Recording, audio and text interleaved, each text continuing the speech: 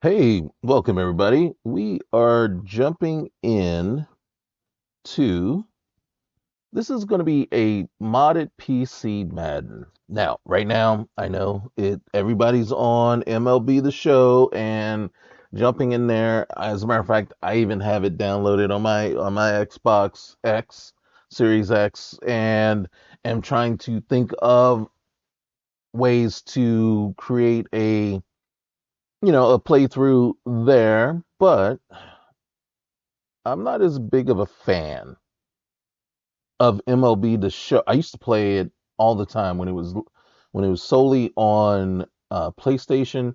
As a matter of fact, PlayStation 2 and PlayStation 3 specifically. Used to play it every year. It used to come out before it became MLB The Show. It used to be like All Star Baseball or something like that, and I used to religiously every year get it. And then then it switched to MLB The Show, and I'm like, yeah, I'm gonna jump in there and get that too. And it was always playing, the Road to the Show. That was my jam. That was always what I wanted to do. And then I don't know. I think the last 4 or 5 iterations of it, I've actually went ahead and purchased, I believe, 3 of the last 5, and just it just doesn't do as much for me, right?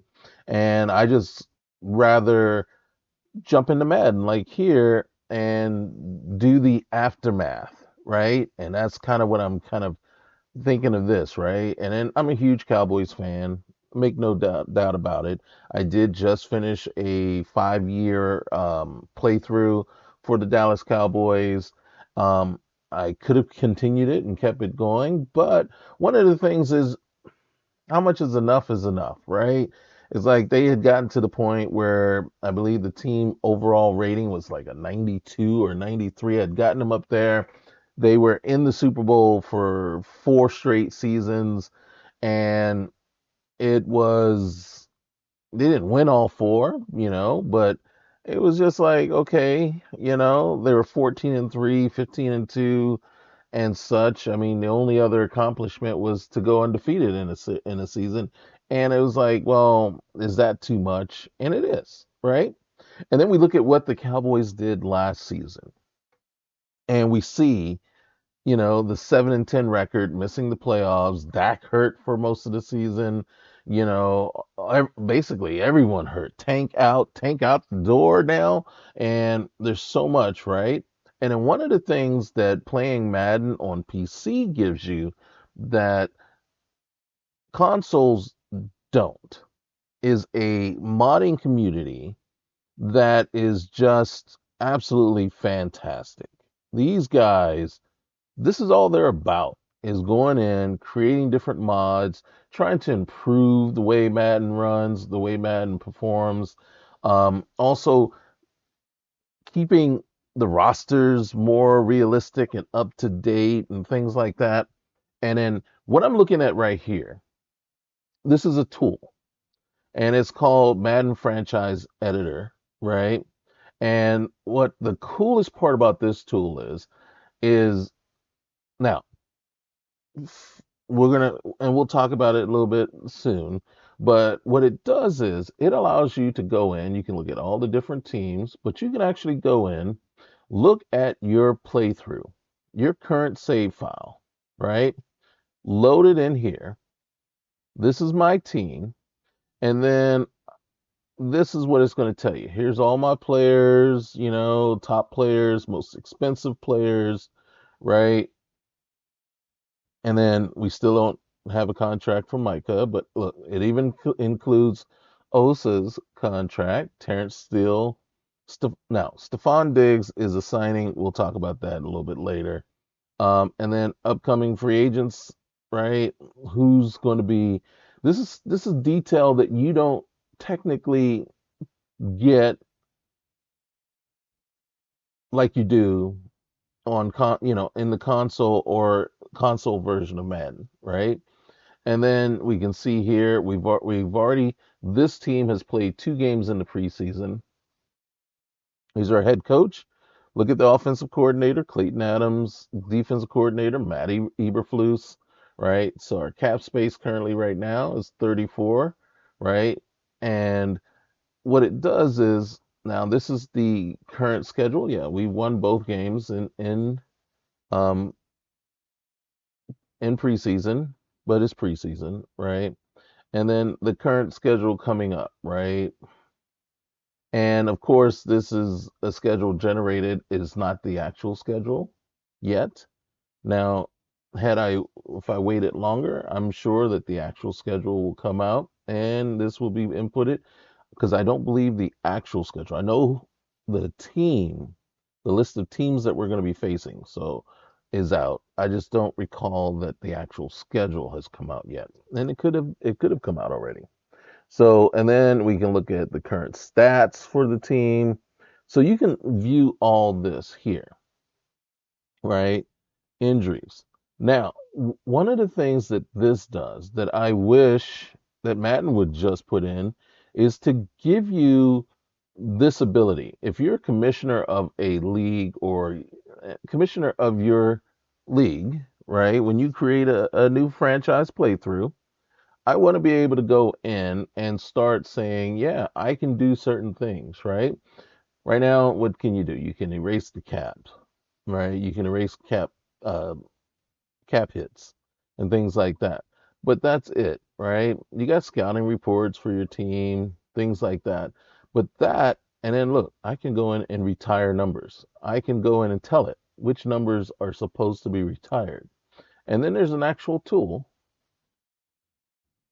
and this is what it allows you to do. So there's player management. There's a progression tool, a stats matter tool, and then a motivations generator tool. And this is to update the motivations of the players that you have in that franchise. There's roster management. Here, clear your cap space. That's what you can do. But as you can see right now, there's a whole bunch of stuff that you can do here that you can't do in regular Madden on the consoles, right? Or just basically in the game. And then injury management. So you can fix the issue with injured reserve. I've had a playthrough, remember in my playthrough with the Cowboys, CD Lamb. I lost him for an entire season because they wouldn't allow me to take him off of injury reserve. I put him on injury reserve in the preseason, and then 8 weeks later, I still couldn't take him off reserve, and I couldn't take him off the injured reserve the entirety of the season. And so I lost him for a whole season.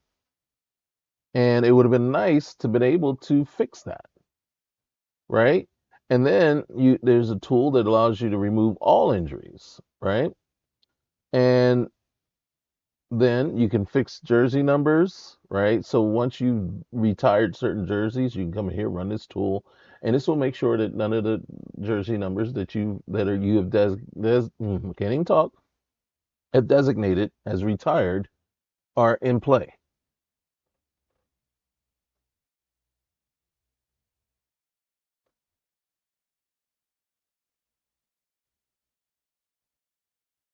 And so,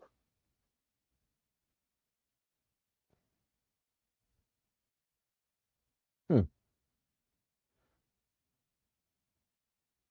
okay, so almost lost my thought there. And then you can set team color palette. You can export the data from that season, right? Weather generator. These things aren't as big to me as necessary, but these are basically, like I said, some of the utilities that you can do: injury management, roster management. One of the things that really I use, right, and you kind of have to use if you're going to use some of the mods they do. And then philosophically, I'm not in 100% agreement with it, but because of the fact that I want what I want, there's some trade-offs. This one is called the progression tool. So what they've done and then let's go down here and let's take a look. So this is the Madden modding community on Discord. this is where you find basically any of the mods and things that you're really looking for. What I do love is the Eli to Manningham draft classes, right? So I have all of them through 2031 downloaded and saved so I can bring them into my franchise. Then there are others. Let me just close this out. So if you look here, there's mods for music, audio, right? Now, of course, the sort isn't as good as it should be. Well, actually, because this is selected. All right, so if I want just gameplay, right? There's some gameplay mods. For me, this one is the one that I am currently using because what we do is we watch the games. We're not actually playing them. So this one, and then there's franchise.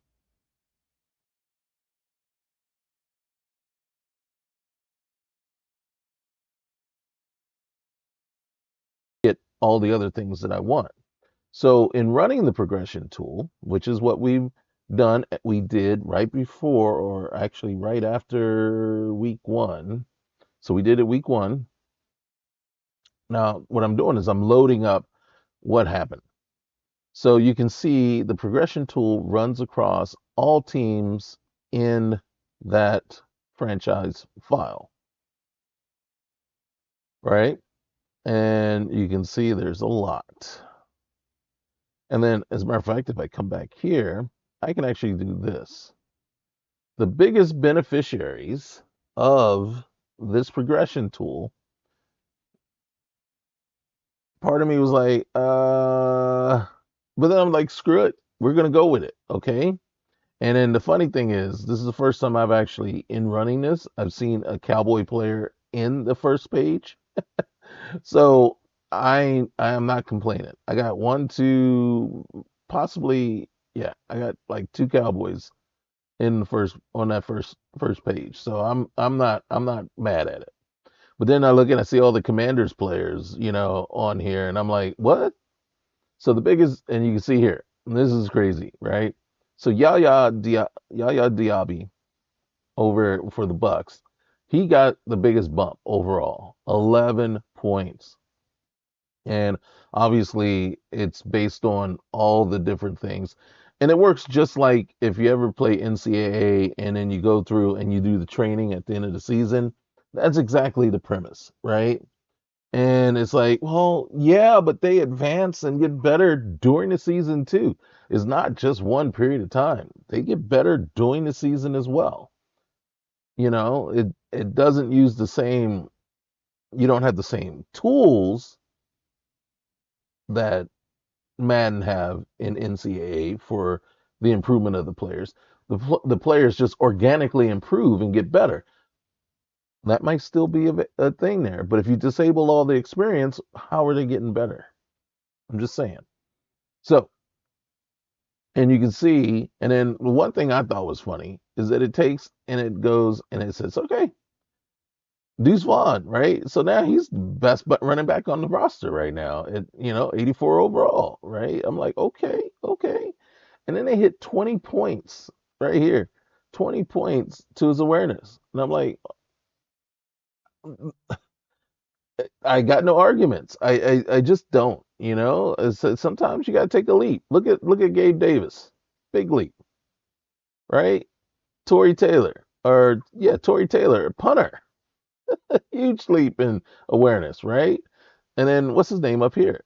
Jaden Daniels. Holy schmolies. Look at this. This guy is going to be a nightmare to play against, right? I don't believe it changes your superstar, your dev trait, okay? So it basically works on all your skill. And you can see we can just over just like that. And so, yeah, it's very interesting, right? And it actually does hit the draft picks as well. So, if you got like a rookie, so This is, you can see some of the rookies are impacted by this. Not all, but some. And then what's funny or what's cool is you can see your free agent rookies and see if any of them are impacted by that, right? And then of course there's quite a few free agent running backs out there still. So that is the progress report. So and in that really in truth, that's the main thing that you're gonna do here in this file, right? One other thing is draft recap, and I wanted to go over. So this was the draft, the draft that we ran for 2005. So as you can see, Abdul Carter went number one, Cam Ward two, Shador Sanders three to the Giants, then Mason Graham four to the Patriots, Kenneth Grant, Jacksonville, Mike Green, Ted McMillan, Michael Williams, Travis Hunter did not go until nine to the Saints. Nine. I'm like, and then now the overalls aren't necessarily the same overall as for the draft, right? Some of these guys got hit by the progression tool. I know for a fact that Travis got a boost. I think he was 82 overall in the file, so he got boosted to 85. Michael Williams got boosted from like 78 maybe to 84. Tet was an 81. He went to 82, right? Uh, Abdul Carter was an 82, went to 83. Cam Ward was a 77. Shadur was a 76. See, well, I know because I had to go in and, actually fix the file for certain things. So these are some numbers that I actually remember just on the top of my head. And then, so we see that. So Nick Scarton went at 10. Jack Sawyer, that I did not see. And then look at him. He's only a 74 overall. And I don't even think he was 74 in the file. I believe he was a 72. So they reached, San Francisco did. And I'm fine with that. Benjamin Morrison, he got boosted. Talik Williams boosted. Tyler Warren, he was pretty close to that. He might not have gotten boosted there. Ravel, I can't say for certain. Ashton Genty, he was the highest one in the file at 84. He was boosted to an 89. Uh, and then now here's the thing: Cowboys. You see, Benjamin Morrison, we traded with Green Bay Packers and dropped to 23. At the time, we looked at all the players, and then I said, okay, the one player that I could not afford to lose, because the players I'm looking at that point, hoping to drop to 12, was Ashton Genty, Tet, and that is it. That's the only play. Abdul Carter was a pipe dream. He was never going to drop that low, so that was a pipe dream. But those are only two players that I was interested in, right? And Genty was still there, but I wasn't overly enthused. And then I saw that a lot more, there's so much talent between them. And then the players that I really was interested in was Josh Simmons, right? He got boosted. Uh, JT, Matthew Golden, Jade Barron, Mimbu, Egbuka, and those are the ones they were still on the list. And I'm like, there's so much other talent there. One of those guys is still going to be there at 23. I'll take it. And when I got here, it was between Golden and Barron. Really, it was between Mimbu would have been like kind of like that. You know, if nothing else is there, I'll go with him, right? If Golden and Barron were both gone, then it would have been Mimbu, right? And he got boosted big time. He wasn't that, he was only like a 76 or something overall. So I'm like, and then Golden got boosted. He wasn't that high. I think he was only like a 77 or might have been 78, as high as a 78. And then Barron was yeah, Barron got boosted. You see what I'm saying? Now all of a sudden I'm like, wait a minute, Barron was only 78 or 77, 78. I mean, come on now, he's an 83 overall. He'd be starting right now. Well, Golden is about to be starting. Um, so that was the first round, right? So then you can see the Bills got Johnson, Ursary went to Kansas City. So yeah, Kansas City got stronger. Isaiah Bond went to Philly. Right? Booker to Houston. Uh, Human Mail. Okay, I can never say his name. Human Malin. Uh, Umama. Umam Malin. Umama. Yeah, that one. Went to the Vikings. JT went to the Chargers. Dart to the Steelers. I was happy to see that. Simmons would have probably been my take if he had fallen just a little bit further, right? Uh, EZ, Donovan EZ. That was a surprise to me. And you see the overall. I was surprised. He was okay, but he wasn't like I didn't see that, right? The Bengals, I've actually in some certain situations have actually seen have had the Bengals trade up or offer to trade up to my spot to get him. So that was not a surprise to me that he went to the Bengals at 17, right? I knew he wasn't going to make it to us at 23. Round 2. We're only going to look at the first 2 rounds, really. So, round 2, Luther Burden at the top to the Browns, Omari and Hampton, that hurt, to the Giants. Like the Giants are going to be able to do anything with him, right? At the second one, Colston Loveland, James Pierce, Walter Nolan, Gray Zabel to the Patriots. Caleb Johnson, that really hurt too. That hurt. It's really hurt, right? To the Bears. And then the Bears, then Donovan Jackson to the Saints, and then the Bears come right back around and grab Jihad Campbell. I was eyeing him, but you can see his overall. I wasn't eyeing him until like the third or so. Josh Connerly, Alfred Collins. Gosh, they got him right before we did. To tell you the truth, because he was one of the ones we were eyeing, and he was falling down, and I was like, all right, Travion Henderson. I had to pull the trigger. He got boosted, but I had to pull the trigger because he was the best back on the board that was left, and I'm like, I ain't moving away from another running back, okay? Because he's not going to make it to my next pick. Thing is, though, in order to move down to 23, all right, so Jonas Sanker at 13, Savion Williams, which was kind of a shocker, he got boosted. Jonas Sanker, that's kind of a stretch.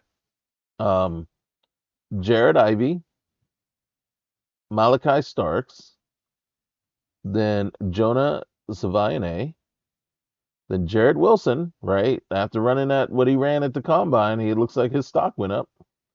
Dylan Sampson, he got boosted, but I never even think about him, right? So the Broncos replaced Javonte Williams with Dylan Sampson. Then Marcus Bow, he was a third round consideration, but the Seahawks went with him.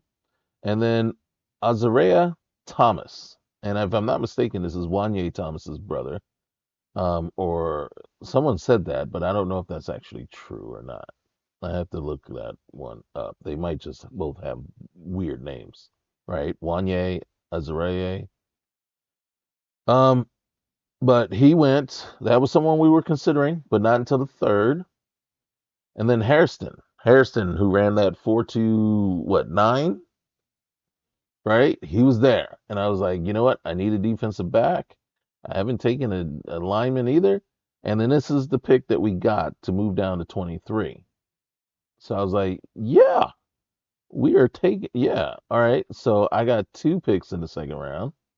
All right, so now what we're gonna do is we're gonna go back to round 1, and then what I'm gonna do is I'm gonna view by team, And then we're just going to go down to the Cowboys. There's a different way to view this too, but so Cowboys, first pick, Matthew Golden. Pick 12 in the second round. So pick 23 in the first, Matthew Golden. Pick 12 in the second, Travion Henderson. Pick 22 of the second round with our trade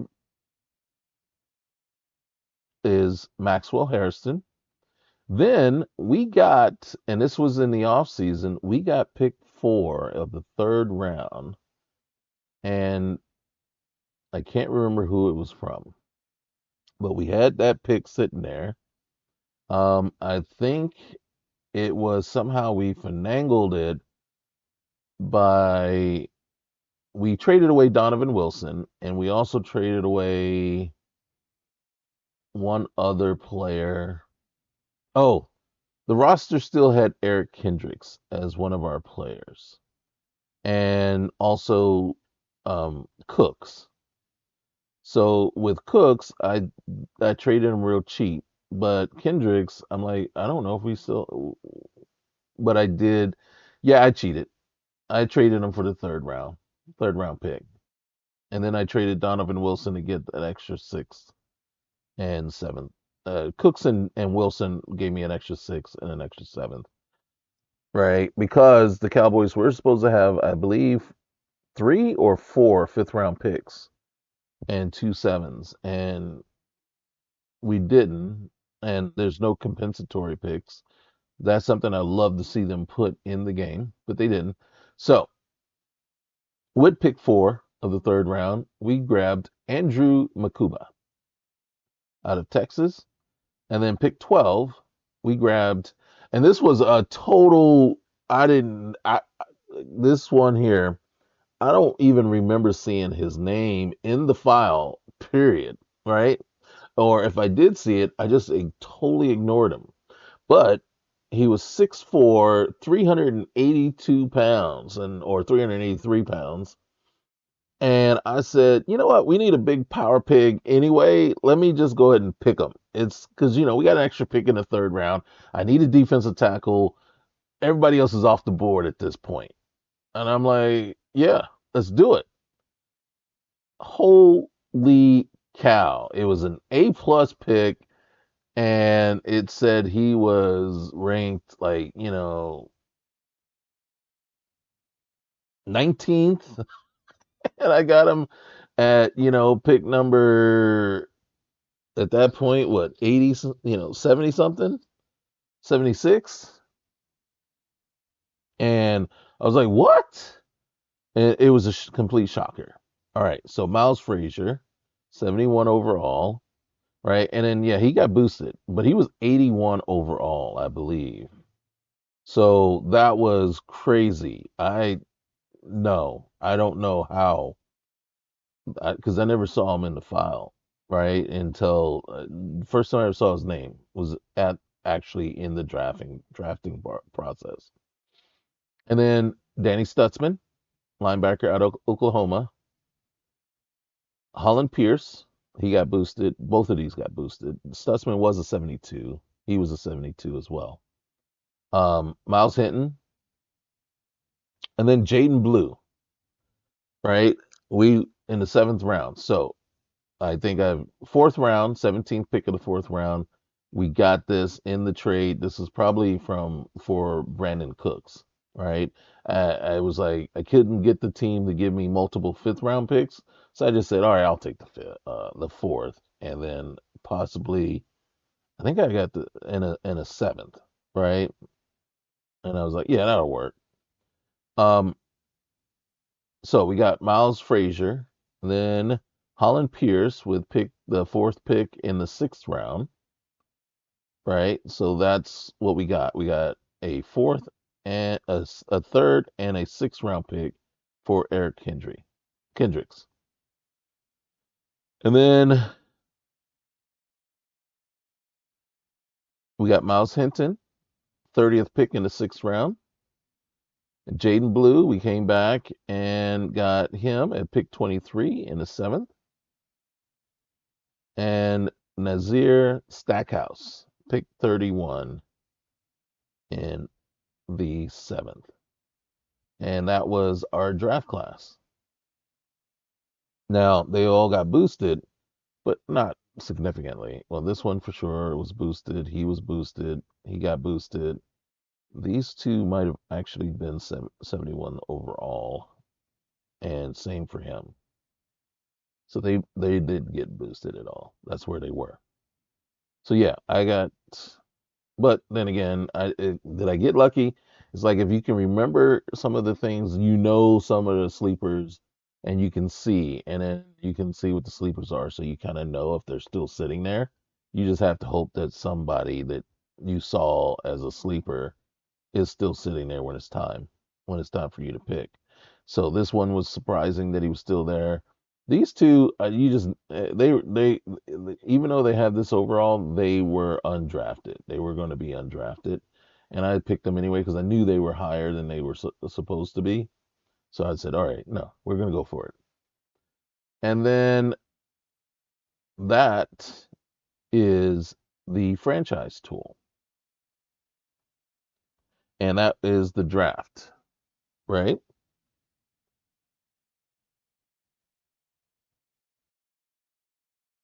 Okay, so now looking at Frosty Mod Manager, right? And this is for our Madden. These are the files that I have loaded.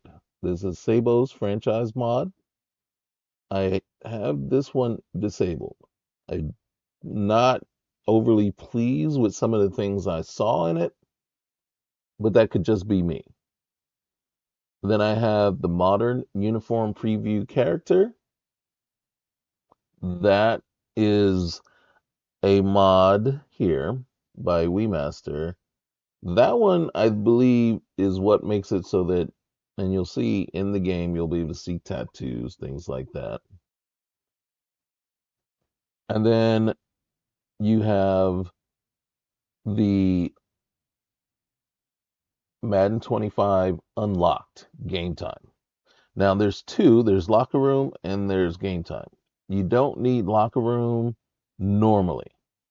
Game time is the one that you're going to want. Locker room is only at certain points, right? When setting things up, or if you need to get in and actually modify and change certain things.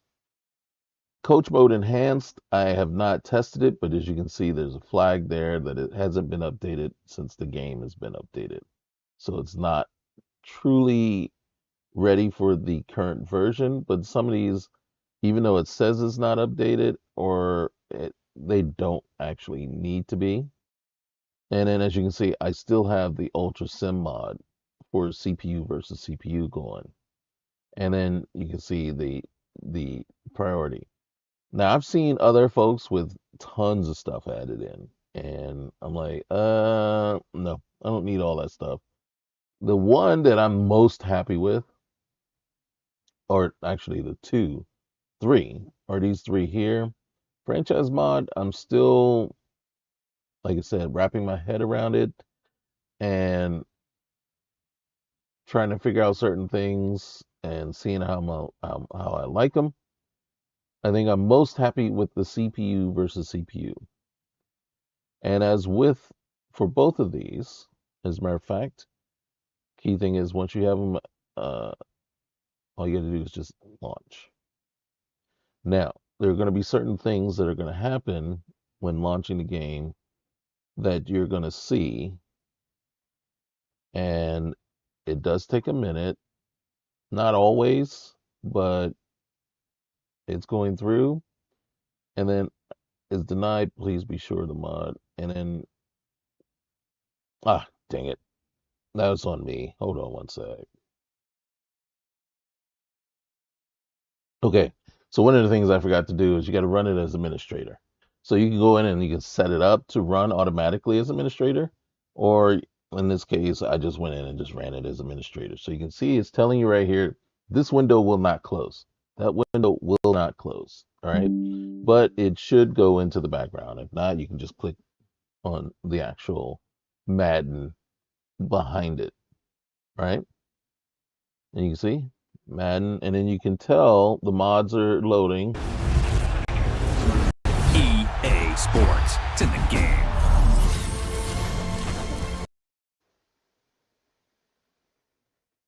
And sometimes it crashes.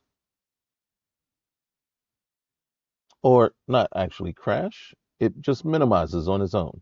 It just decides, I want to minimize. Now, this is, it says account error because in order to get the mods to run, and this is the thing with EA, right? It's really up to them to make things as easy or as seamless as possible and support the modding community, or they can make things difficult and not support the modding community. So basically, when you have mods loaded, you cannot sign into EA, right? So my profile is unavailable. Now, one of the things and then I'm just going to do this as just a little quick maintenance, and forgive me.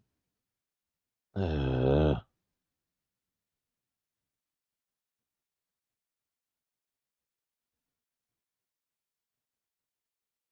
right. So one screen pops before the other. So this is mine. And then you see proceed without progression. So this is more about wanting to play the game rather than get all the accolades of playing the game. So now we're in to my season, right? Every But that is our roster. As a matter of fact, real quick here. So we got Dak. Hey, we brought Trey Lance back. We brought him back, right? And what's funny is I just saw a thing today, Cowboys draft show, that they are it might be a consideration. Bring him back, you know?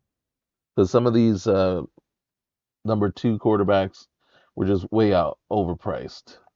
And maybe you can get a bargain for Trey Lance, especially now that Cooper Rush is gone. So we got Henderson, our rookie. We got Javonte Williams, Jaden Blue, Miles Sanders. And with that huge boost that he got, like I said, he's not top of the depth chart, but he's considered the best back on the team. Lipke, you got Lamb. One of the things we did do is we went out and Stephon Diggs was just sitting there in as a free agent, and I brought him in. But I gotta be honest with you, I might trade him to get a future one. I think I can get a future one for him, and not probably not this next upcoming draft, maybe. But if I can get a future one, I'm like somewhere down the line, it'll be worth it. I have to tell you because in truth, I think we can make a go of Lamb, Golden, and Tolbert as our starting three, and then Turpin is our fourth, and Mingo and Flournoy bringing up the rears, and then we'll have to put him on, and then Ferguson, Schoonmaker, Stevens, Tyler Guyton got a huge bump, by the way. Look at that, huge bump from like 74 to 82, something like that. So he might have been 75 overall. Then Tyler Smith, Nathan Thomas, Frazier, Cooper Beebe, rookie, brought him in off the waiver wire, and he got the standard 3 years, 300K to signing bonus. Now we got Hoffman, and I'm like, and I had to actually, like, do we need to keep him around? And then Robert Jones got a boost, and then we Hernandez was sitting there, and I was like, maybe yeah, let's bring him in. And then you got Steele, and then Holland Pierce, 6'8", 340 pounds. I was like, there, yeah, I'm not passing him up. And this guy, they're both the same guy. But this was a future starter. This one just got the boost. All right. And then I might see what I can get in trade value, but Nealon got a huge boost, right? From 73 overall up to 80. I was like, are you serious? So there you go. And then I might be trading Fowler just because these two aren't great. But and what I did was I did sign Gibson in free agency, and then moved him back into um, end right end. And I figured I really need these two to back up Parsons, right? Um, so you got Roberts, Odighizowa, Mozzie, and then Solomon Thomas, and then I don't know. The question is, do we really need Solomon Thomas? I mean, my two base defensive tackles are going to be Mozzie and Roberts. Osa is only on nickel, so if that's the case, nickel and dime situations. So, I mean, granted, we run it a lot. I don't know. I don't know that. Well, actually, Thomas does have a fumble return for a touchdown in preseason, which has actually kind of got him in my good graces right now. And then again, like I said, Stutzman is actually showing a lot of promise out there. Sanborn, he's not going to make the team. And then just have to figure out a way to not. I don't know. I'm not really impressed with Simmons, but I don't really want to eat the penalty for letting him go too soon. And then you got, Bland. And to be honest with you, with so much talent, and I picked him up off of the waiver wire. Um, one, two, I like to keep five, right? And part of me is like thinking, do I keep Bland or do I try to get a first? You know what I'm saying? I don't know. I don't know if I can justify it. Because in Madden, we don't have an issue with Trayvon. In real life, the Cowboys are still trying to sort out things with Trayvon. And I'm thinking this guy will hawk the ball. This guy, not so much. Madden doesn't love him as much as it loves Trayvon. So I don't know if I want to get rid of him. And then you got Hooker, who I could save 5.5 million and go with these two, right? Makuba, you know, would just be a decent replacement. And then guess what I did? Yes, and did he get a little bit of boost? He didn't get as big of a boost a different time, so I was a little disappointed. I was like, oh, can't wait, let me get him. I'm gonna because he might get a big enough boost that he would start. I even was so confident, right, that in my game plan that I let Donovan Wilson go, and then but luckily Marquise Bell got a big boost, so that was good. And then we got Aubrey and Anger. So that is the team. And as we look at them, currently this is the lineup, right? You got Prescott, Henderson. I got Henderson starting because I want him to get more reps, and I really want to see what he looks like, right? Um, I don't because I just don't feel like I'm gonna want Javante to be my starter at the beginning of the season. So I want to see if he really does look good. So we got Lamb, and then Golden, and then Tolbert, right? And then Lamb actually moves into the slot when we go three receiver set. And then Mingo Turpin is down here just because it's preseason.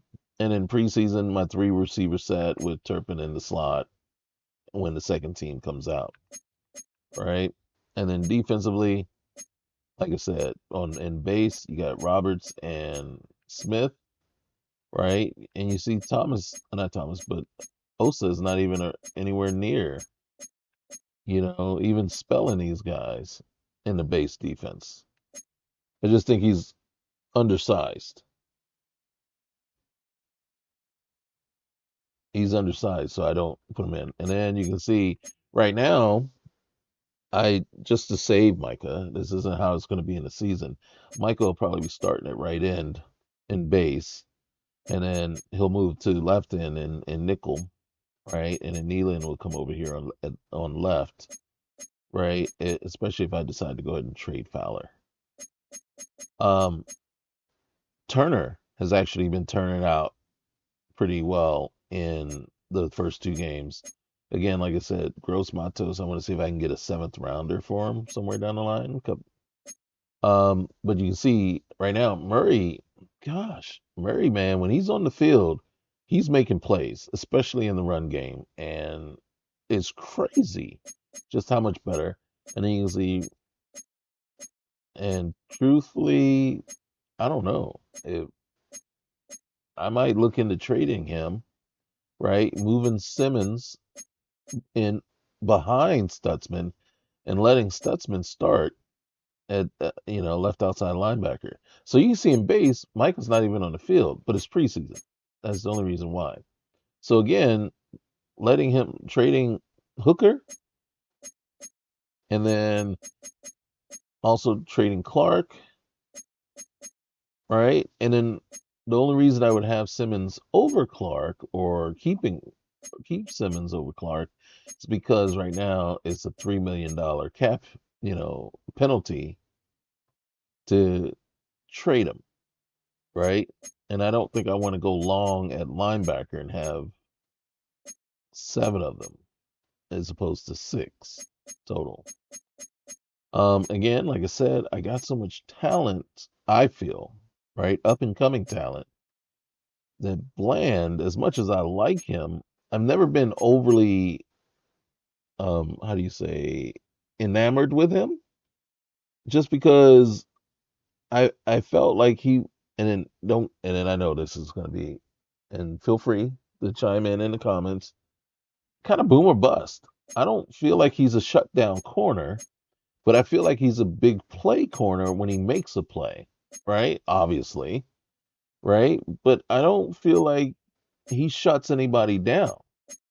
He might have had a game or two where it looks like he shut somebody down. But I just remember the game against Seattle, and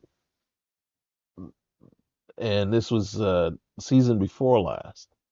So in the game against Seattle, it was a shootout, and I didn't see him shutting down anybody. But he did have like one or two picks in the game. You know what I'm saying? So it was like it was a shootout, but he had a pick, and I don't remember if he had a pick six, but he had at least one pick, and it was like there was nothing they could do against DK Metcalf. So I was like, is he that great of a defender? I'm like, he's great at big plays, turning over the ball and, actually taking them back for scores. But it's great. But if his receiver also has over 100 yards catching and a touchdown, you know what I mean? It's kind of a trade-off. So, like I said, I don't know if the statistics back that up. I think that's more perception, and that the statistics show that he actually does do a very good job defensively. It's just it feels boom or bust, you know. So we'll see. Other than that, then you get your special teams, and then of course Turpin and Vaughn, and then your specialist again. Like I said, my third down back. You know, well, since they boosted him up, might as well let him. See what he's got. And then again, you see Osa is in on the nickel, Nealon, Parsons, and then you can see Carson is in the slot, but then you also have Harrison. So, any one of these three, could be my slot guy. Even Bland could be in the slot. And then Murray, just, I can't take him off the field. You know what I mean? He's my run defender. And if you run against my nickel, I got nobody. I can't trust these two to just tackle you. I need Murray on the field. And then right now I'm putting Javonte Williams as because ratings wise, he's the best power back that we have. So yeah, that is the team. They're 86 overall. They have boosted up 2 points since the start. They started out preseason at 84 overall. Um, so again, this is the rebuild, right? And it's not. I don't know if it's the rebuild, but what I like to call it is the aftermath, right? And we want to see what this team looks like after the last season that they just put out. They look good so far, but again, I want to say most of their scoring and offense has come from the second team, so it's not really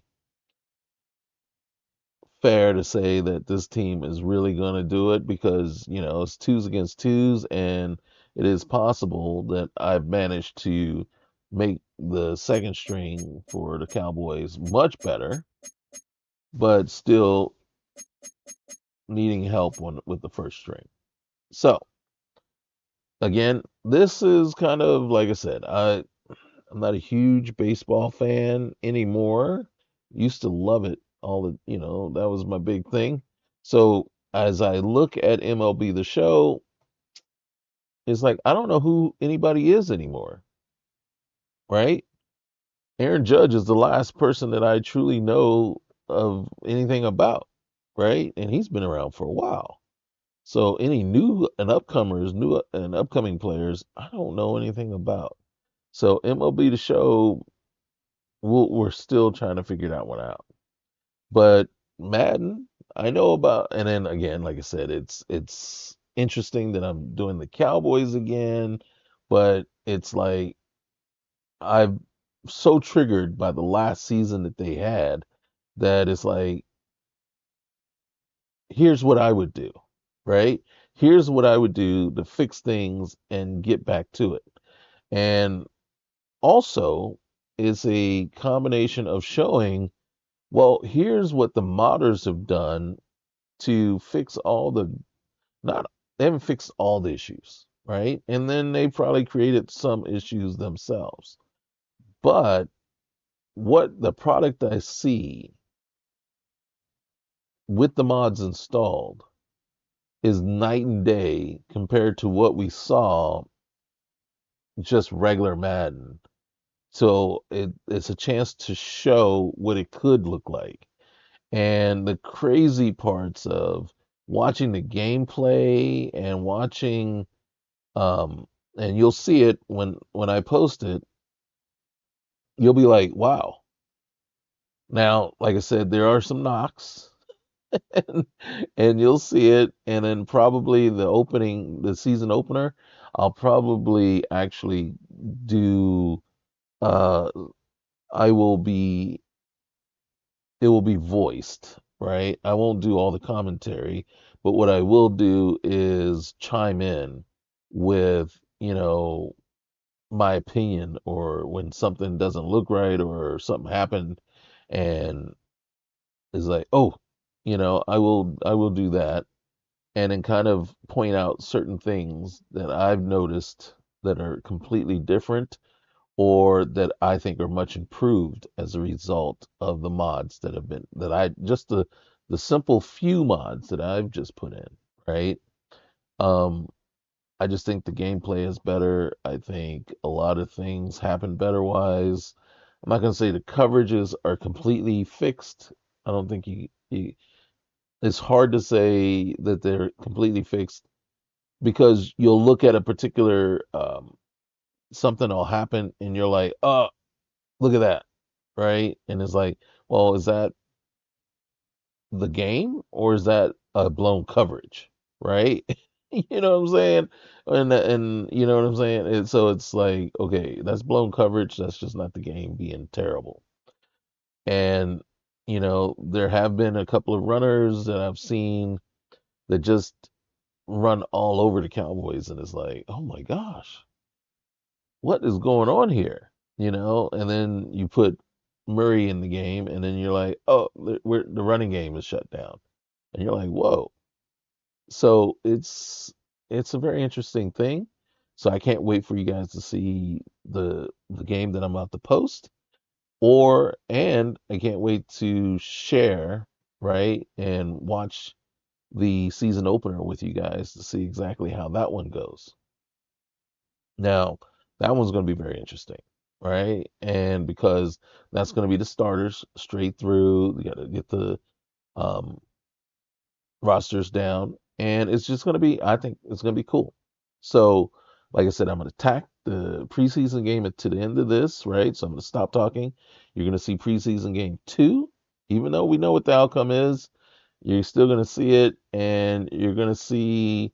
And what I think is, I think they play through faster, and I believe the players play faster.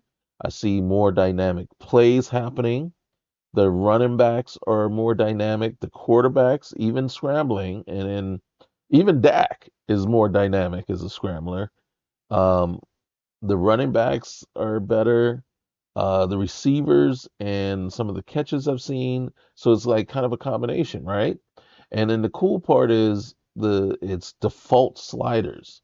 So the game puts it so that you don't mess with the sliders, right? I do not turn off the superstar X Factor stuff. I don't want to, but there is a chance that you might have a game where Trayvon Diggs will break the interception record. I'm fine with that. I'm just as long as he's not doing it every game, right? But he is yet to have an interception in any game that I've seen him play. So I don't know that that's really going to happen, right? But the one thing that I am really pleased with is I'm not seeing the same overbearing pass rush that I could just never tune out of the regular Madden play regular Madden games. It's just every game you were getting 7 to 10 sacks against you against the so the CPU team would always get between 7, 10 to 10 sacks against you. And I'm like, there's no way that you're just always giving up that many sacks, right? The last game, I don't I think we were able to sack the quarterback 3 times, and I think we gave up 2. It's refreshing, and I don't even know if we gave up that many. Tell you the truth, but it's refreshing to see a game where it's more realistic in the number of sacks that you're getting on the quarterback. Hey, I'm all for a anomaly game where you might get 6 or 7 sacks on the quarterback. That's because their O line just sucked, right? But standard games, especially against good quality opponents, you shouldn't get that many sacks. And you just shouldn't see it happen like that. And but with the regular base game of Madden, you couldn't even tune it out. I mean, I had gotten to the point in my sliders where the sliders, I was up almost 70 for pass block and a high 60s for run block just to get some space for the runners to run. I still don't think that the player control team wins the trenches as often as the CPU team, and that's on both sides of the ball, but it's closer now.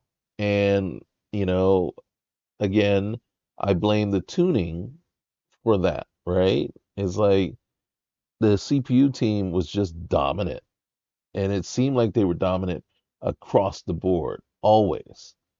And then so you had to try to overcome that.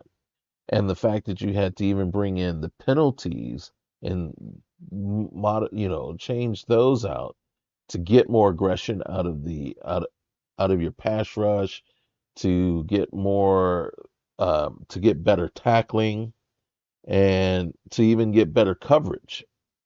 So what I feel like is by adding these mods in, that it's taking the gameplay and made it so much better. So you'll see that. So take a look. Definitely leave me, a comment. I know it's not football season and the draft is coming up, but that's the kind of person I am. I am lost after the draft, right? Until training camp opens, right? And then you got something to talk about.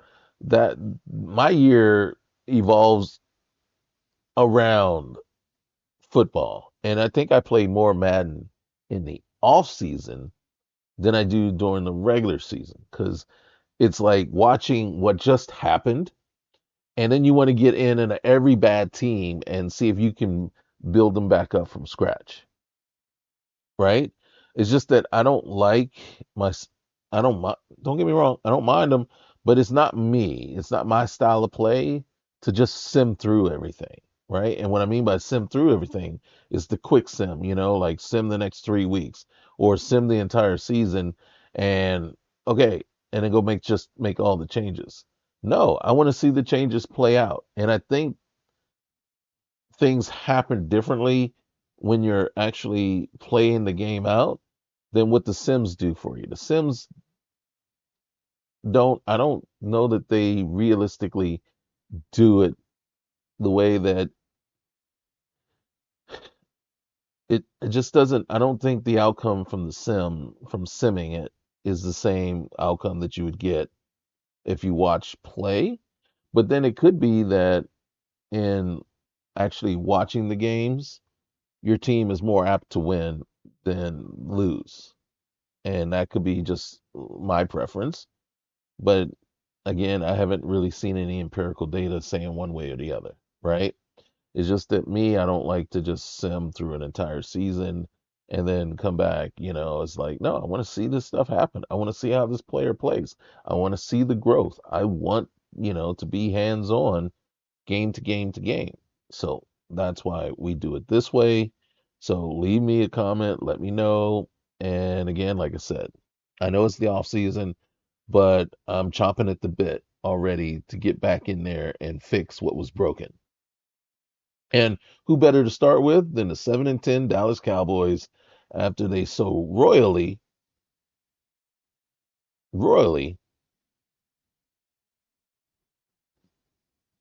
screwed the pooch last season. All right, guys. So enjoy the game, and we'll see you next time. I'm going to keep putting these out because, hey, I ain't got nothing better to do. And if I can get some people to watch them, great. Great. I got other content too. So enjoy. Later.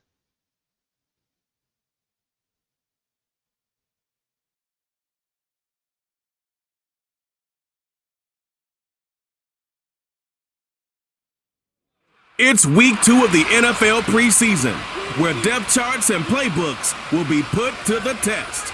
It's the Cowboys and the reigning AFC champs. All that and more coming up next.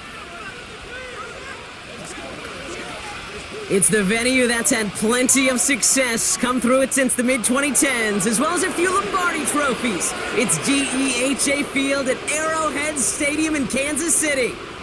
With Brock Hewitt, I'm Kate Scott. Happy to welcome you to week 2 of 3 here in the preseason. Man, this is the week, Brock, where a lot of players, they're not just fighting their opponents out there anymore, but they're fighting each other for the roster spots remaining as we look ahead to the final week of the preseason.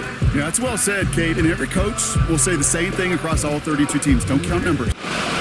Ball teed up. Brandon Aubrey out for the kick. And we're off from Arrowhead.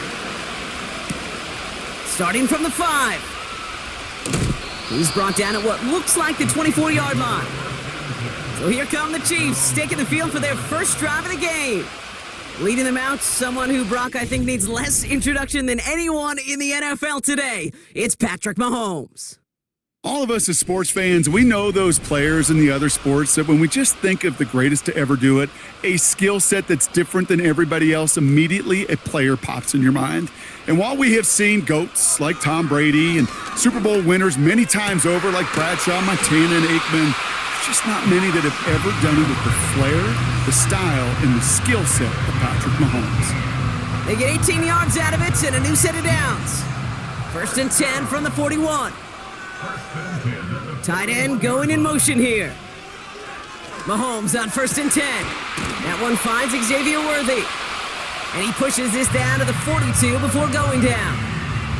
That play good for 17 and a 1st down. You know what I like about that, Kate? I like that they're not coming out slow. They're willing to go with some looks here that will yield big yardage down the field instead of just settling for dinking and dunking the ball. Now it's the first carry for Isaiah Pacheco.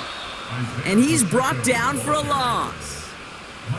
Well, he was supposed to be the one who chipped away a few and got a new set of downs started right in rhythm. Instead, he's now forced to pick himself from behind the line thanks to a great effort defensively.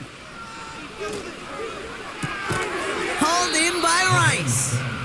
And he's caught behind the line for a loss.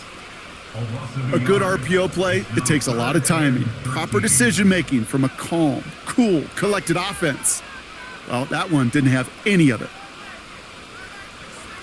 Here he is on 3rd and long. He's on the move. Oh, he's gonna run for it. And he protects himself with a slide there after a decent gain. I love that play. I mean, that's quarterback 101. Nothing downfield, get what you can with your legs, but so much more importantly, protect yourself. Availability, one of the most important abilities for any quarterback. And something on the return, but not much, as it still ends inside the 20. So now the Cowboys getting an opportunity to send their offense out for the first time. Bringing them out is a Mississippi State 4th-round pick in 2016, who's found considerable success in this league, Dak Prescott. I don't think I'm alone in this, Kate. To me, Dak is one of the easiest players to root for their success in the NFL. I think for me and for many others, it's based on all he's overcome, from tough playoff losses to significant injuries. But his leadership, his stats, his ability to play like an MVP in big moments, at his best, he really is all you could ever ask for. Now for the first time, it's a give to the rookie from delivers a spin move, and the ball's knocked free! And they pick it up, time to push for that marker! And the defense is all... The Cowboys disagreeing with the call on the field, and yep, the challenge has been made. Yeah, pretty bang-bang play out there. It's tough to see exactly what happened on our first look in real time. But you know what I like here, and I do appreciate, and these officials are so good at let the play just play itself out before calling it dead. Now all the replays and the camera angles will give us such a better idea of really what happened. So a very early challenge, but a good one. Calls overturned, and that's going to unlock a 3rd challenge for them if it gets to that point later in this game. Has him on the quick hitter. Good little rip there. Looks like about 6. Chidobe, Awuzie, they're on the tackle. After a good pickup, they've got 2nd and 4. Prescott here from the gun. Ferguson there to bring it in. And he'll pick up enough to move the chains. Let's see how they attack this first down, Brock, from the 43.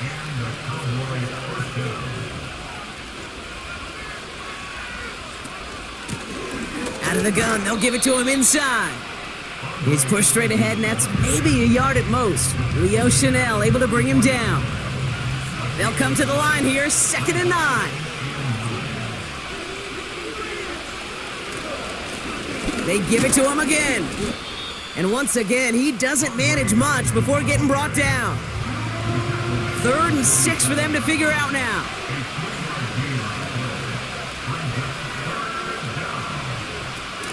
Dak now from the gun. Short throw is dropped. This one's incomplete. Cowboys punting it away here on 4th, and it's the long-time vet Brian Angeron now.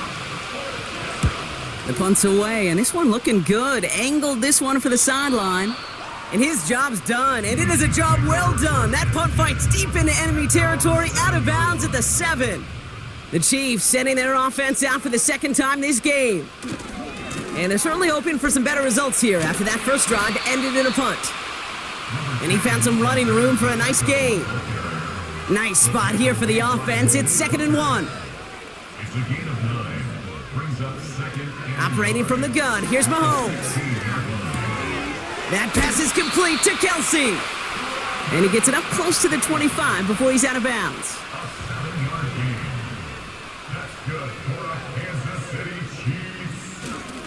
They'll give this up the middle to Pacheco. And his charge towards the line, that's right around 3 yards.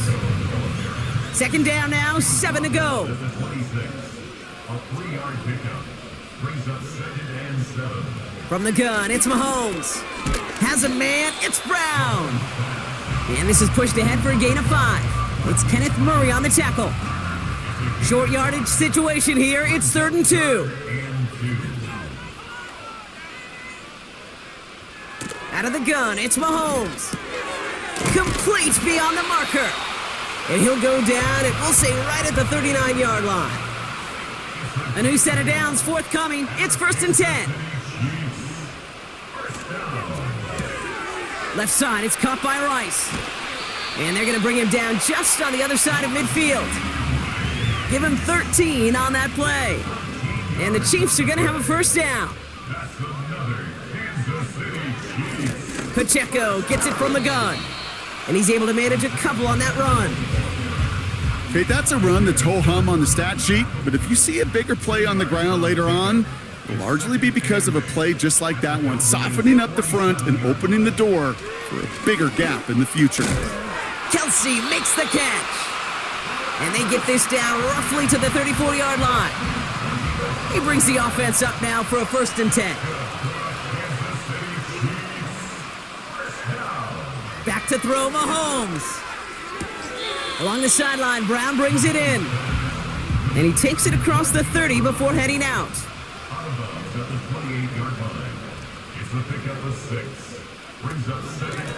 Out of the shotgun, they'll give it to him inside. And he gets this forward to the 19. That play goes for 8 yards, and it keeps this drive moving. A new set of downs awaits him. Here's 1st and 10. Working inside the red zone. Connects on the crosser. And they're going to get this down to the 4 before being stopped. They'll break the huddle and come up on 1st and goal. Looking to throw Mahomes. And they will score. Touchdown, Kansas City. The Chiefs take a 6-0 lead in the 1st quarter. Xavier Worthy, the touchdown. Now Harrison Butker for the point after.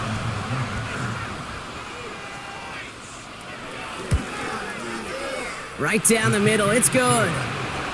And the Chiefs will jump out to a 7-0 lead. Butker on now to kick this one away. And no return as this bounces through the end zone for a touchback. Back out come the Cowboys for their 2nd drive. Well, their last drive, not the one they want to replicate after they were forced to punt it away. 1st and 10 now from the 30. 1st down, here's Dak. He fires one deep down the middle. And he's there to send that one away, incomplete. Couldn't connect on 1st, it's 2nd down.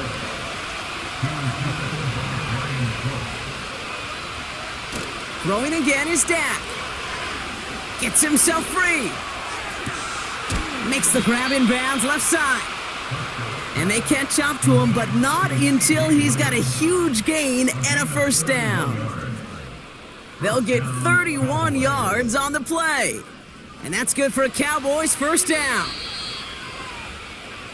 And we will not get another play. That's going to do it for the 1st quarter. Neither side separating much so far. Back to Arrowhead in just a moment.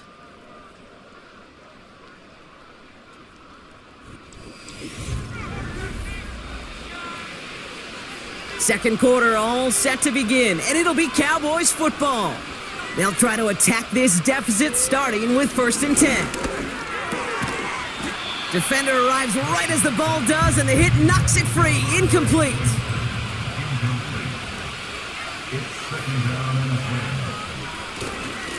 Here's a give up the middle. And he's brought down after a short gain. Only a yard for him that time, so now 3rd and 9.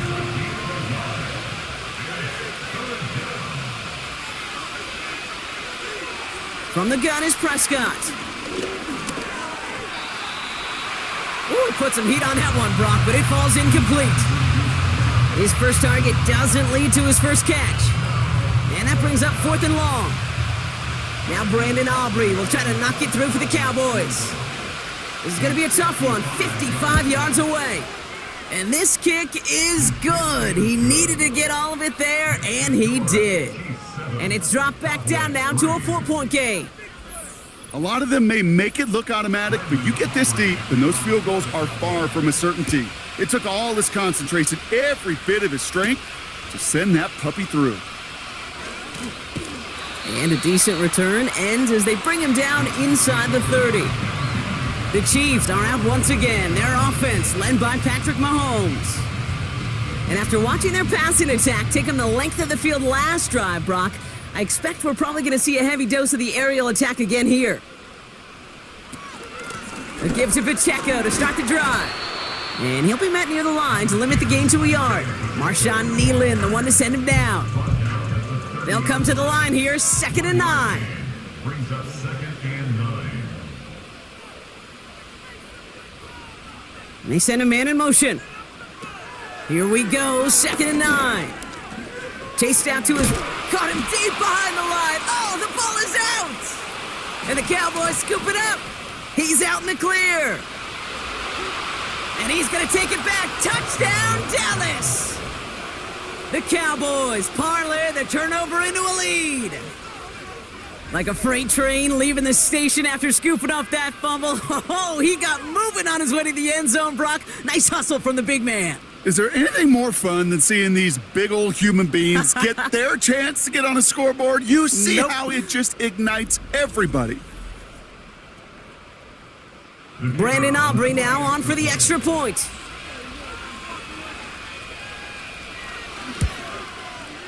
The point after splits the uprights. And the Cowboys push their lead to 3.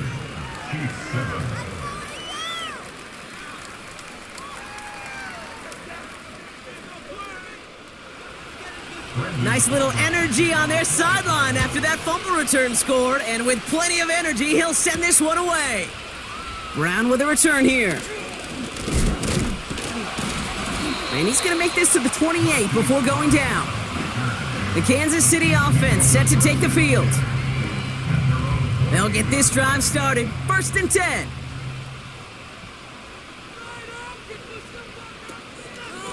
The drive begins with a run by Pacheco. And this one does not go far. 3 yards on the first down play, and that brings up 2nd and 7. It's the pickup of 3. Brings up 2nd and 7. Blown back gets the handoff. And the defense gets there to force a small loss. You know, Kate, during draft season, I was talking to an NFL GM, and he said, you know what, in time, we're going to realize tackles for loss are just as big a deal as sacks. Sacks get so much of the popularity. Tackles for loss, when you knock that offense backwards, I promise you, in time, you'll be keeping a closer eye on plays like that one. And he's going to bring it up to the 40-yard line before he stopped. To the line we go. They're set, 1st and 10. First down. 1st and 10 at the 40-yard line. Here's Mahomes now. This one finds Kelsey. And he has it up towards midfield before he's taken down at the 47. Brings up 2nd and 3 at the 47-yard A 2nd down run by Pacheco. And that's good yardage there with a new set of downs to boot. 1st and 10 from the 41. Blitz coming, Mahomes. And for the first time, one of his throws doesn't find a home. It's incomplete, but boy, what a streak he had to begin this game. On 2nd and 10 now, Mahomes. That's brought in by Hunt. And he's able to get this down to the 36. I call this quarterback's best friend.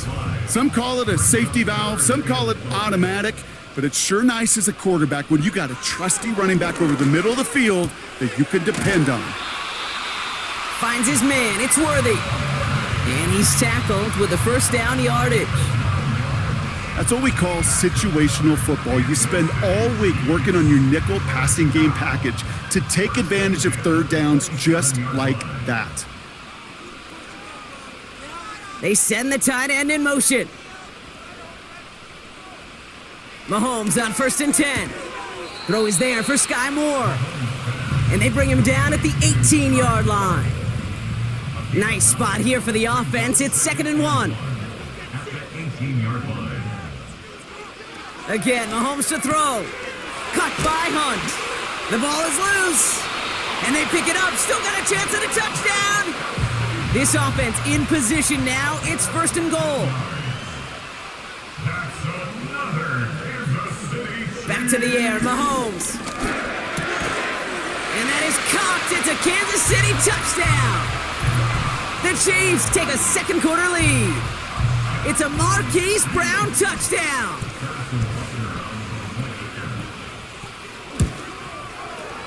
Butker with the extra point.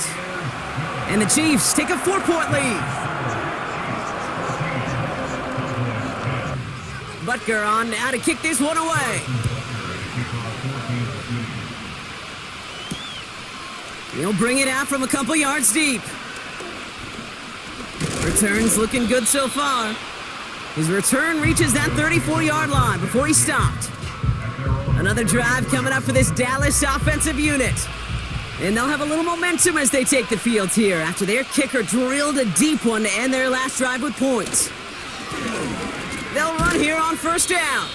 And they limit the damage just a few yards on that gain. Chidobe, Awuzie, they're on the tackle.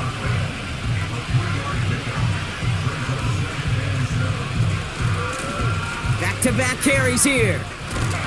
And he's going to get this up to the 45 before he's brought down. That's a pickup of 9. And it'll be 1st down, Dallas.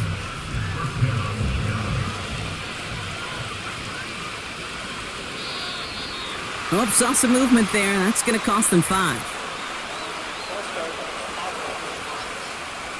One of the most common penalties in the sport. And the reaction, it's the same every time, Brock. Frustration from the coach as they get backed up 5 yards. They're set back 5 by that false start. Now 15 yards to the marker. Prescott here from the gun. That's complete. It's Javonte Williams. And he's brought down for a loss.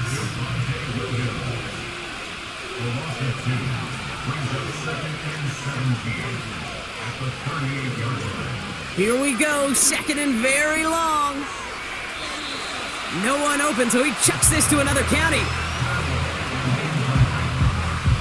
Last pass unsuccessful, and they have 3rd down here. Dak now from the gun. Fits it through the middle. And he'll be taken down, but not until he reaches that 45-yard line. Less than a yard needed here on 4th. They're going for it. Here's Prescott. Escapes the pocket. And he wisely avoids contact, sliding down there, and that played good enough for a 1st.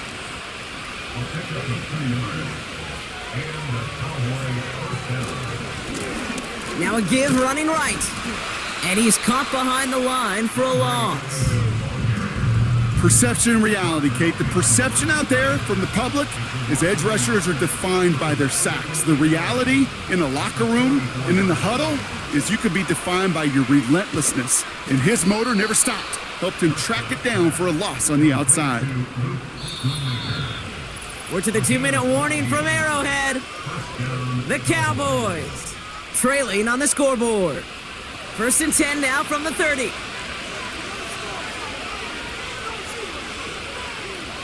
Working out of the gun, it's Prescott. Has him on the quick hitter. And they finally bring him down, but that is a big gain and a new set of downs. 4 downs now to get in. Here's 1st and goal.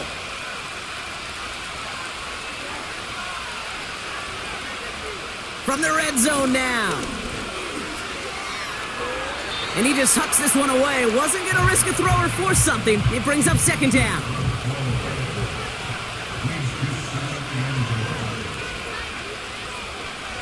Dak throwing again. He's got it. And this one stopped at the 3-yard line. So now here's 3rd and goal. Another throw for Prescott.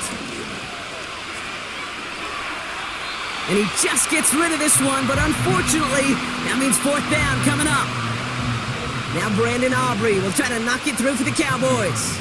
This is a chip shot from the left hash. Gay's kick is good. And that cuts the lead back down to a lone point. Okay, one of the areas that kickers and quarterbacks are similar, they want to get into rhythm, and no better way to feel good and get into that rhythm than start a game 2 for 2 as a kicker. And it bounces out of the end zone, so they'll set up shop at the 30. The Chiefs headed back out on offense. Their quarterback returning to the field now. And he sure has put on that chef's hat to dice up their defense early in this one. Quite the appetizer that he's prepared to what could be a great overall performance. That's complete. Isaiah Pacheco. We've heard it said, and I believe it to my core, football is the ultimate team sport. And a well-run screen like that is the ultimate team play because it takes all 11 doing their job. Pressure coming from Mahomes. And that one's behind him. That's incomplete. Can't cover it much better than that really well-covered gate on that play. There just simply was not a window for him to sneak that throw in. 3rd and short. Here's Mahomes. Out left, Worthy makes the grab. And he's going to go down right along the midfield stripe. They'll come up 1st and 10.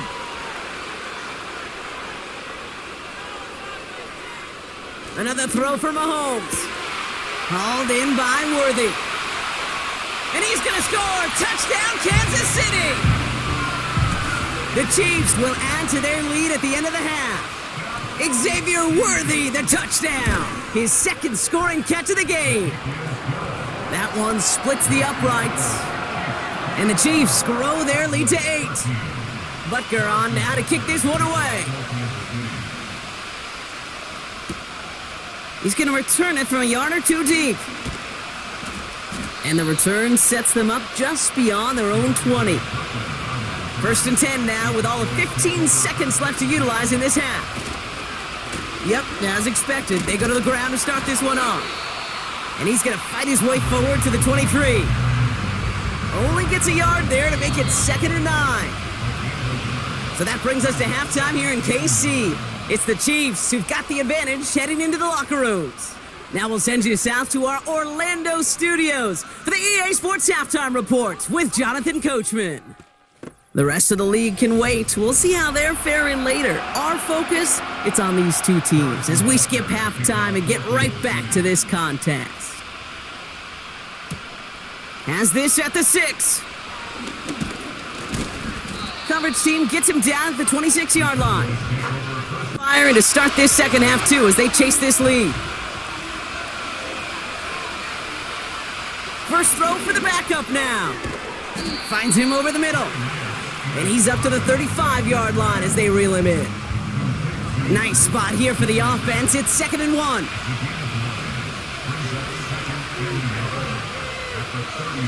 Here's Lance.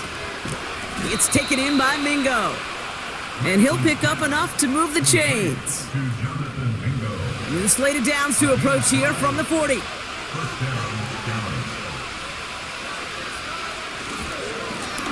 On 1st down, they'll run.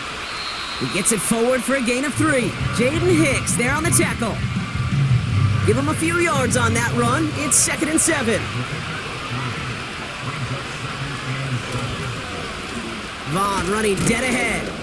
And once again, he doesn't manage much before getting brought down.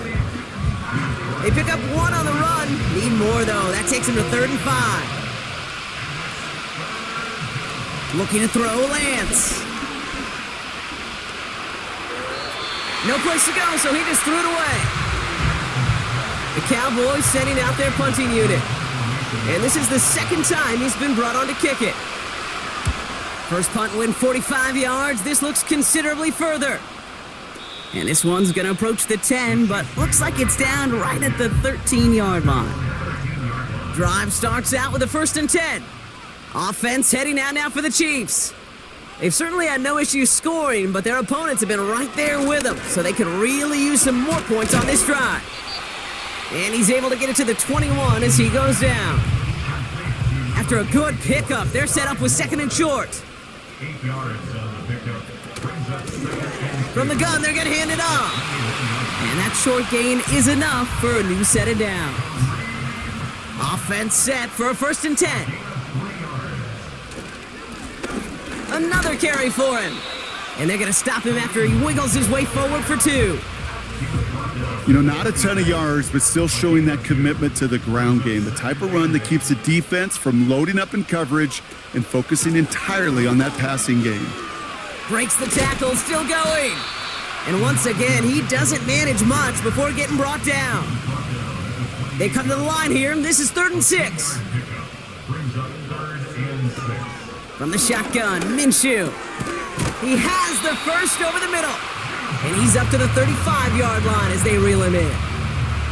That one gains 7. And it'll be first down, Kansas City.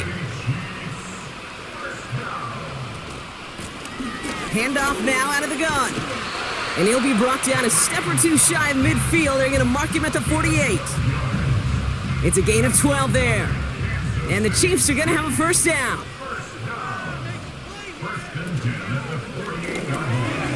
Caught quickly on the slant. And he'll take it past the midfield stripe and start the push into Cowboys territory. After a good pickup, they're set up with 2nd and short. One of the tight ends motioning left. Minshew working from the gun. Completes this one to Gray. And as they bring him down, let's check the penalty flag.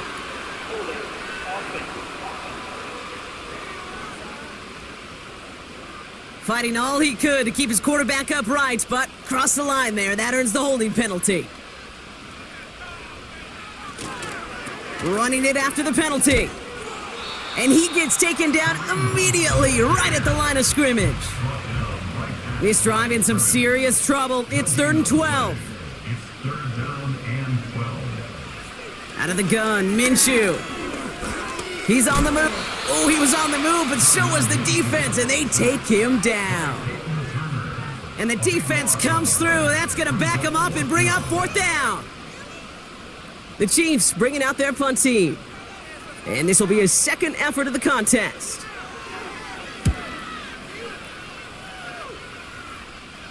Fair catch called for and made just outside the 20. No return on that punt. And the Cowboys will get set to go on offense. Offense ready to begin this drive. 1st and 10. Blown back in the backfield, and he gets the handoff. And he found some running room for a nice gain. It's an 8-yard pickup, and they're going to have 2nd and 2 next.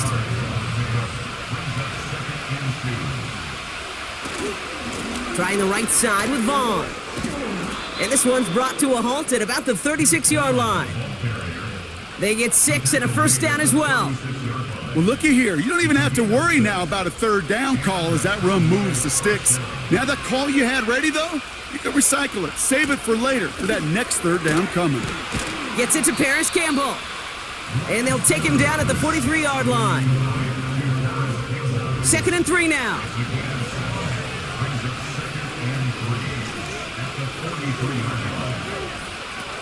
From the 43.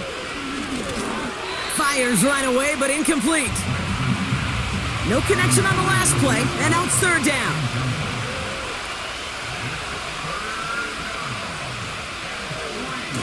They go play action here. Flushed out of the pocket. They'll make a bid for it on the ground. They'll move the chains after that pickup of 12. Ball on the 45, 1st and 10. Throwing his lands. He keeps those feet in and makes the catch. Nice spot here for the offense. It's 2nd and 1. From the 37. He had it for a moment, but a great defensive play to jar it loose. Incomplete. Last pass unsuccessful, and they have 3rd down here. They're going to try to pick it up with an option left. On the move into the red zone. And he is all the way ahead to the 13-yard line. The drive picks up here, 1st and 10. Working inside the red zone.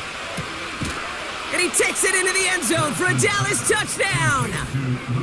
The Cowboys shrinking the lead some in the 3rd. All right, so the offense does its job, Brock. Now they need their defense to give them a chance to overcome that big deficit. The momentum in the building's clearly changed. We can feel it here in the booth, but you're right. It's now to the defense to make a stop and give them a chance.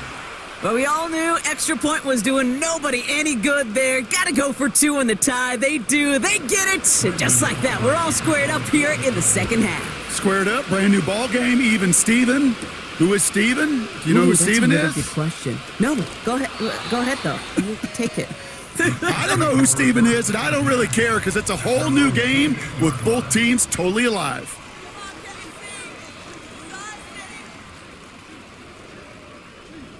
And the drive will start out with a 1st and 10.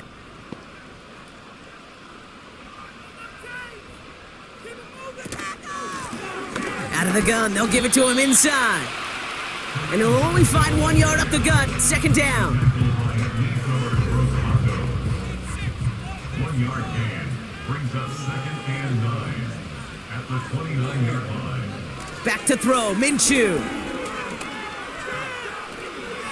And the cover just too good there. Didn't find the throw that he was confident in, so just throws it away. 3rd down coming up. It's now 3rd down and 9 yards to go. Minshew looking to throw. And even on 3rd down, he sees no choice other than to get rid of it. Not the play they wanted. It's going to be 4th down. So many coaches love 3rd downs, and they practice them so much, Kate. Why? Because they're the money down in the NFL.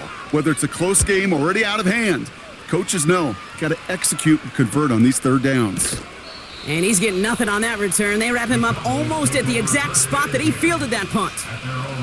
Big kick on that one, 62 yards. And it'll be their football. Now it's Lance. They connect on the deep shot. And they catch up to him, but not until he's got a huge gain and a 1st down. It's a pickup of 39 yards. And that's good for a Cowboys 1st down.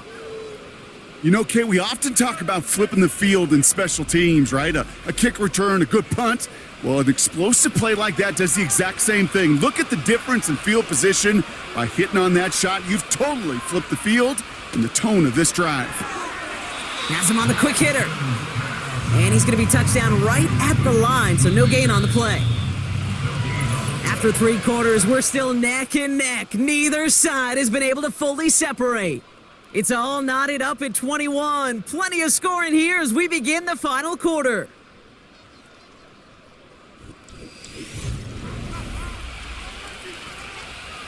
Second and 10, need to get some positive yardage here.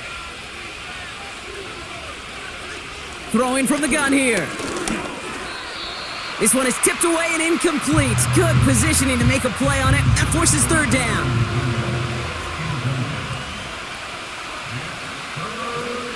Back now, pressure on its way. Complete beyond the marker.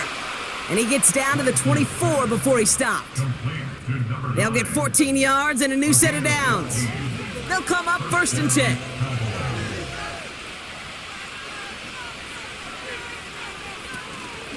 Shotgun handoff for Vaughn. And they make the play at the 23, a gain of only a little. They'll come to the line here, 2nd and 9.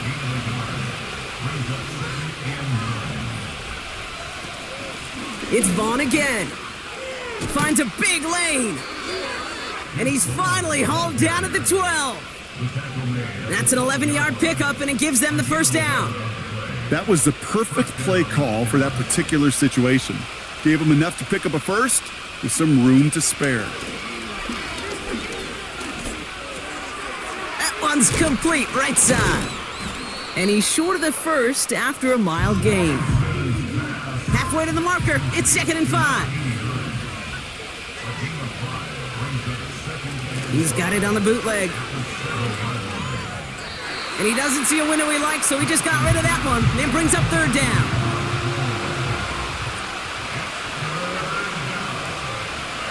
Back to throw, it's Lance. Splits a couple of defenders and completes it.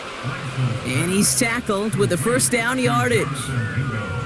You know, they call that the money down for a reason, because you're just simply not going to last long in the NFL if you don't convert a good portion of your third downs. It's the money down. And nice to see them roll the dice and continue the series. And he runs it across. Touchdown!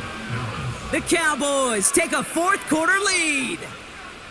Well, this has definitely been a tight one throughout, Brock. So now that they've taken the lead, the question becomes, can they hold on to it? And that question right there is one the defense has to answer. But this sure had the look of a drive where a coaching staff challenged that offense, saying, hey, we need a big drive from you guys right here. And sure enough, that offense delivers. Yeah, no doubt. Aubrey good on the point after. And the Cowboys break that tie and now lead by 7. Chiefs 21.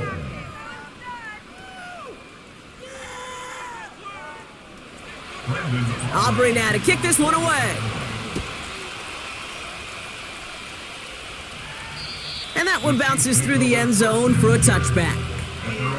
The Kansas City offense back out there and set to go. Still time to go, Brock, but that touchdown has them down now 7. They've got to find the end zone here. 1st and 10 now from the 30. Out of the shotgun, they'll give it to him inside. And he works his way for a gain of 4.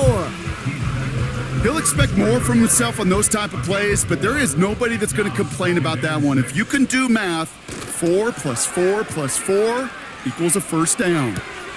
Hauled in by Gray. And he'll pick up enough to move the chains.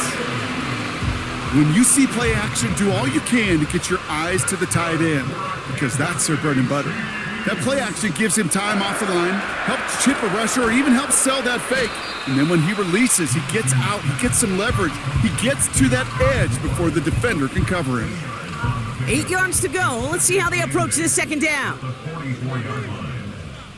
Motioning one of the tight ends. 2nd and 8.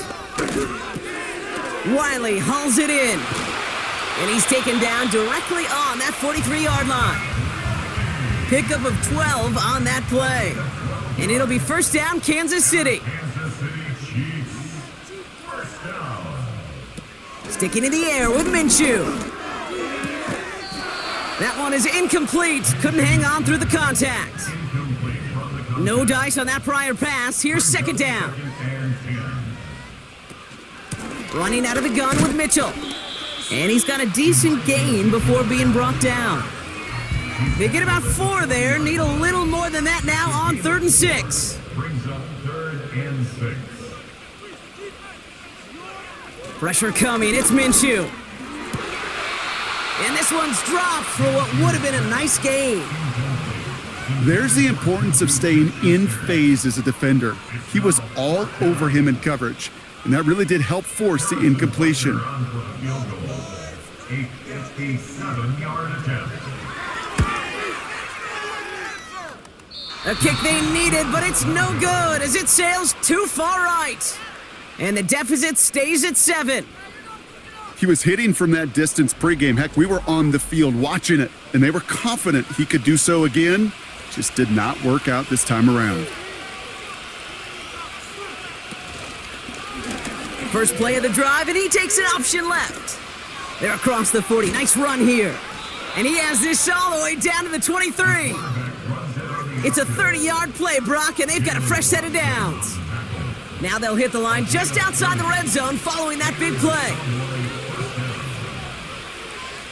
Looking to throw Lance. He's got a man left. And they have this down to the 11 before being marked down. It's a gain of 12 there. And it'll be first down, Dallas.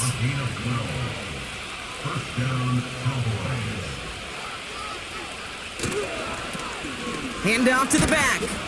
And the defense gets there to force a small loss. They say about great outfielders in baseball, there's just something to them. They've got a knack, a feel, an instinct to take the right line, the right angle. For safeties, to create tackles for loss in the run game, it's the exact same attribute and skill set. Got to take that right angle and then go finish that runner.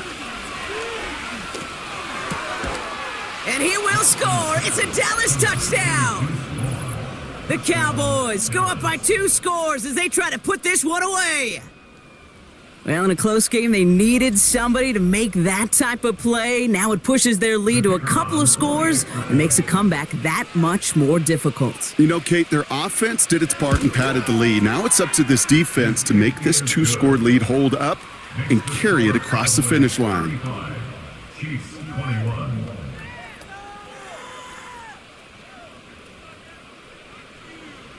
Aubrey now to kick this one away.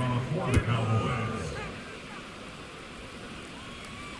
And the kickoff is into and then out of the end zone. Touchback. This drive starting from the 30. The Chiefs offense out to take over. They could only set up a lengthy field goal attempt their last possession, Brock. So some room to improve in how far they can advance the football here. Minshew on first down. Finds his man Gray. And this one's brought to a halt at about the 36-yard line. After a good pickup, they've got 2nd and 4. Brings up 2nd and 4 at the 36-yard line. Blown back in the backfield, and they give it to him. And not much doing. He stopped quickly. Only a yard on the pickup, so that's going to bring them to 3rd down and 3. Brings up 3rd and 3. They give it to him again. And his short gain gets them a new set of downs. New slate of downs to approach here from the 40. That's good for the Kansas City Chiefs. Mitchell gets it from the gun. And he's brought down after a tremendous effort just to get a couple of yards. Moving quickly, trying to get set again. A gain of 2. Play action, it's Minshew. Completes this one to Gray. Big man showing up the yards. Touchdown, Kansas City. The Chiefs now within 1 score in the 4th.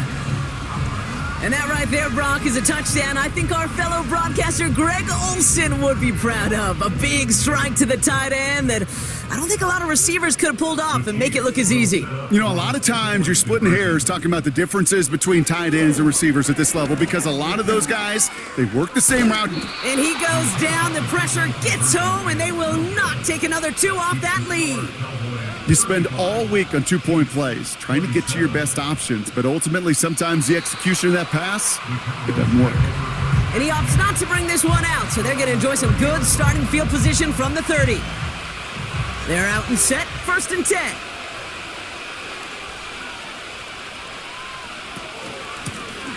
Here's the lone back on the handoff. And he's brought down by a collective effort there, only 1 yard on the carry. They'll come to the line here, 2nd and 9.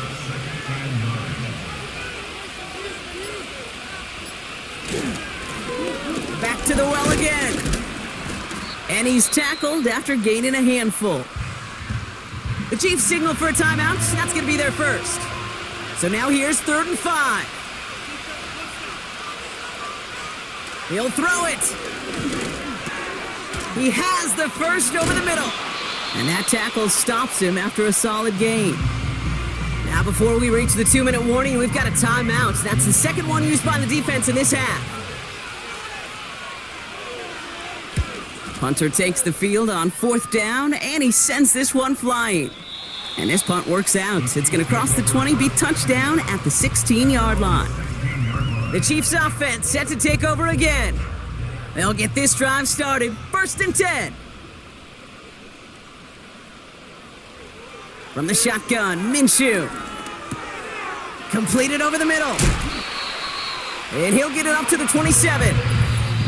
Give him 11 yards, Brock, and a fresh set of downs. That takes us to the 2-minute warning here in KC. Chiefs trail by 8. And they've got themselves another 1st and 10. Now Minshew dumps it off to his running back. And he's short of the first after a mild gain. Every once in a while, it's fine to be conservative on 1st down, especially when you get enough to stay on schedule and get a little something coming out of it, too. Here he is to throw. Defender arrives right as the ball does, and the hit knocks it free. Incomplete. Incomplete. Brings up 3rd and 5. Throwing now. That sails over his target, incomplete, and now it's 4th down. interception. Incomplete. To throw. Caught him deep behind the line. Oh, the ball is out. And it's recovered by the offense, but Brock gets fourth down. We know only the fumbler can advance it, so this is still going to be a turnover on downs.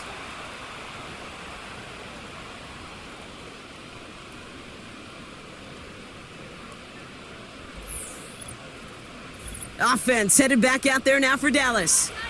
That defensive stand might have been the final effort needed to seal away the victory, Brock, but can't quite take off the pads just yet. Offense has to finish this one out. Yeah, a few things here, Kate, to keep in mind, right? You got to slow the game down as a quarterback. Take every second off the clock. If you're handling the ball, you guard it with your life, and you make sure your defense doesn't come on the field again. They just did their job. Now you got to do yours. They can't end it with a knee, but this would run out some clock.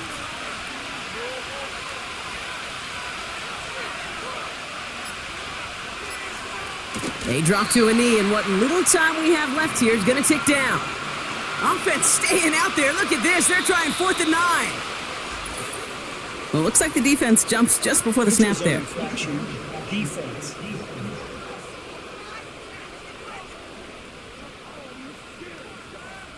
He thought he had the timing down and could make the play, but just a hair too early. Still 4th down. Brandon Aubrey on for the Cowboys field goal. A 28-yard attempt. So the Cowboys come in and take this one on the road. And they'll enter the final week of the preseason with a little momentum thanks to this victory. Ahead of that last tune-up before the games start to count.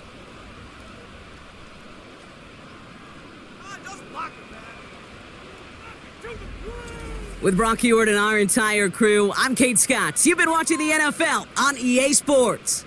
The Cowboys are winners as we say so long from Kansas City.